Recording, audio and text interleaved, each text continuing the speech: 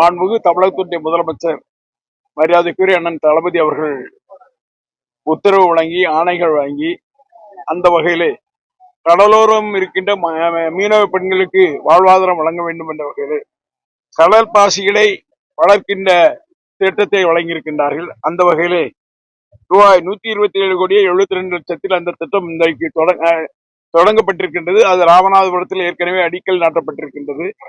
அதனுடைய கடற்பாசியை எடுத்து அதை தரம் உயர்த்துவதற்கான வழிவகைகளை காண்கிற வகையிலே ஏற்கனவே ராமநாதபுரம் மாவட்டத்தில் வளமாவூர் கிராமம் 120 ஹெக்டேர் இடத்துல அது அமைஞ்சிருக்கு.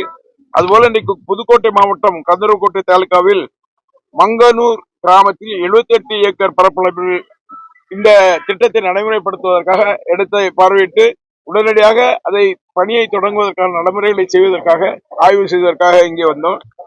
இதுல ஏறக்குறைய இந்த இது அமையுமானால் இந்த பகுதியில் இருக்கின்ற மக்கள் பெண்கள் குறிப்பாக அதிகமான பெண்கள் பயன்பெறுகின்ற வகையிலே ஏறக்குறைய 10,000 பெண்கள் இந்த இதிலே வேலை பார்க்கின்ற வகையிலே இதை இந்த கடற்பாசி தரம் உயர்த்துவதற்கான அந்த இதில் வேலை பார்ப்பதற்கான நடைமுறைகள் உருவாக்கப்பட்டிருக்கின்றது.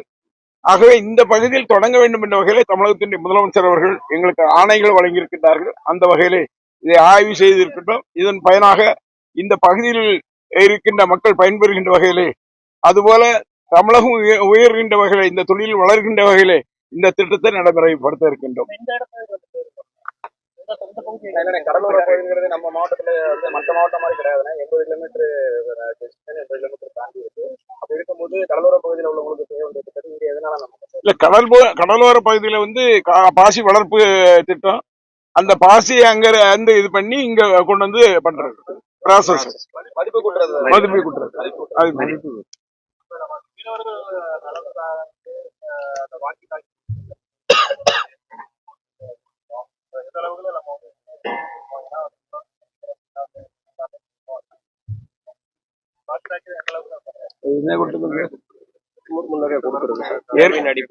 ஏற்கனவே வாக்கி டாக்கி கொடுத்திருக்கோம்.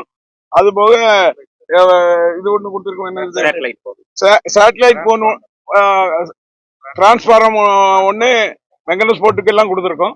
இன்னும் வாக்கி டாக்கி தேவைன்னா அதை கொடுக்கறதுக்கு எங்களுடைய துறை தயாரா இருக்கு. முதலமைச்சரும் அதற்கு உத்தரவிட்டிருக்காங்க.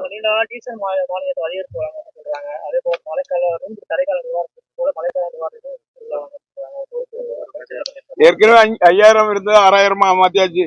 ஏற்கனவே ராமநாதபுரம் மாவட்டத்தில் நடந்த மீனவர் மாநாட்டில் முதலமைச்சர் அறிவித்த அந்த திட்டத்தை 5,000 இருப்பதை 8,000 வர இருக்கின்ற தடைகால பணமாக 5,000 இருக்கிறத 8,000 வழங்க இருக்கிறோம்.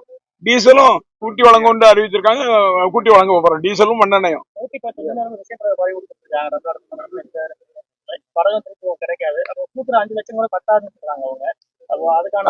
அது உண்மைதான். கடுமையான பாதிப்பு தான். மீனவர்கள் வாழ்வாதாரமே கெட்டு போயிருக்கு. ஆனா அங்கு வருகின்ற ஒன்றிய அரசாங்கத்திலிருந்து வருகின்ற அமைச்சர்கள் அதிகாரிகள் என்ன சொல்றாங்கன்னு சொன்னா, நாங்க அந்த படகெல்லாம் இலங்கையில பேசி உங்களுக்கு அந்த படகை மீட்டு தருவேன் சொல்றாங்க. நாங்க எங்களை பொறுத்தவரையிலும் நம்முடைய தமிழ்நாடு அரசை பொறுத்தவரையும் நம்முடைய முதலமைச்சரை பொறுத்தவரையும் அந்த படகையும் விடுவிக்கப்பட வேண்டும், அந்த மீனவர்களும் விடுவிக்கப்பட வேண்டும் என்பதுதான் கோரிக்கை. ஆனா படகை பிடிச்சிட்டு வெறும் மீனவர்கள் மட்டும் அனுப்பிட்டு இருக்காங்க. அந்த படகை மீட்பதற்காக வெகு சீக்கிரத்துல இலங்கை குழுவும் நம்ம குழுவும் சந்திச்சு பேசி அந்த படகை மீட்பதற்கு மாண்புமிகு தமிழகத்தின் முதலமைச்சர் அவர்கள் முயற்சி எடுப்பார்.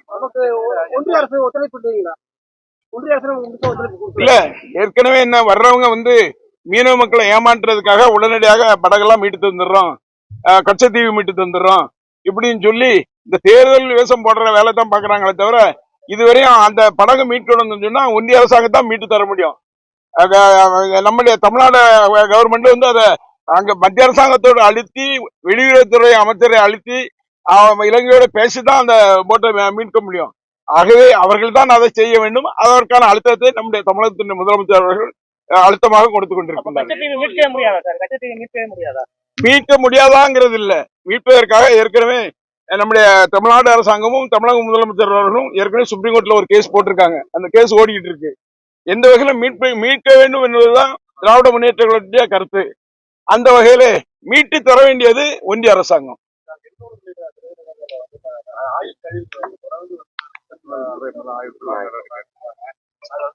நவீன டெக்னாலஜி மூலமா அகற்றான நடவடிக்கை இல்ல அது பண்ணாங்க. இப்ப இருக்கிற இல்ல அது வந்து அது மழை காலத்துல திடீர்னு வந்து அந்த ஆயில் கலந்துட்டு அது வந்து சுற்றுச்சூழல் துறையின் மூலம் அது ஆய்வு செய்யப்பட்டு என்னென்ன நடவடிக்கை எடுக்கணுமோ அந்த வகையில நடவடிக்கை எடுத்து வர்றாங்க. திடீர்னு எடுக்க வேண்டியதற்கனால அந்த நடவடிக்கை எடுத்திருப்பாங்க.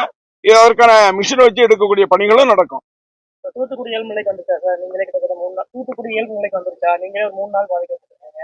உங்க ஊரு கிராமம்லாம் எப்படி இருக்கு? ரோடு வசதி எல்லாம் சரியா இருக்கா? ஏற்கனவே தூத்துக்குடி வந்து மாண்புமிகு முதலமைச்சர் எடுத்த நடவடிக்கையின் காரணமாக எல்லா அதிகாரிகளும் அங்க வந்து உட்கார்ந்து இருந்து எல்லா வேலைகளும் எங்கெங்க ரோடு கட்டாச்சோ அதெல்லாம் போட்டு எங்கெங்கெல்லாம் உடைப்பு ஏற்பட்டிருக்கிறதோ அங்கே அடைக்கின்ற வேலை, குளங்களை அடைப்பது, வாய்க்கால்களை அடைப்பது, அத்தனை பணிகளும் இன்றைக்கு நடந்து கொண்டிருக்குது. வெகு சீக்கிரத்துல இயல்பு நிலைக்கு வந்து கொண்டு வந்துருவாங்க. இன்னைக்கு குறிப்பாக சொல்ல வேண்டும் இருந்துச்சுன்னா அந்த மக்கள் எல்லாம் கடுமையாக பாதிக்கப்பட்டிருந்தாலும் முதலமைச்சர் அவர்கள் எடுத்த நடவடிக்கையின் காரணமாக இன்னைக்கு அவங்க வந்து ஒரு திருப்தியான இருக்கக்கூடிய நிலை இருக்கு.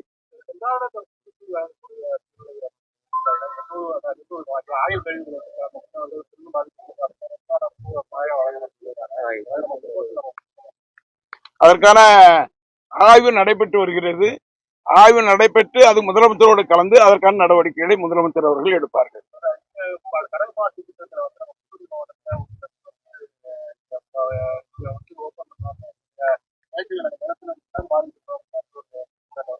இல்ல அது அது எந்த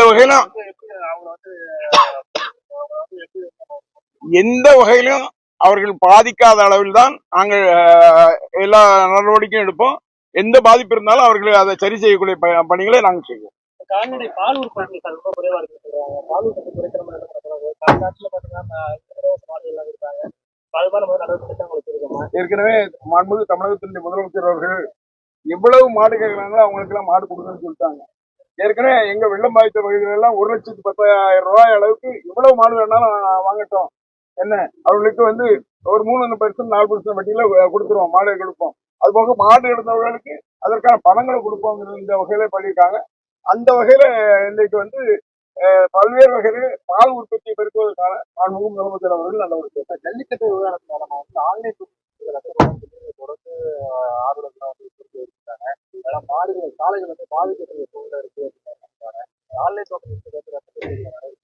இல்ல ஆன்லைனுக்கும் காலை பாதிக்கிறதுக்கு என்ன சம்பந்தம் இருக்கு? இல்ல அந்த எங்கேயோ வந்து இங்க வந்து தோட்டம் வாங்குறாங்க. லோக்கல் இருக்கிற காரைகளுக்கு தோட்டம் வாங்க முடியல. ஆன்லைன்ல போய் எங்கேயோ இருக்கிற காரைக்கு அதை பத்தி என்னன்னு கவனம் எடுத்து அதுக்கான நடவடிக்கை எடுக்கும்.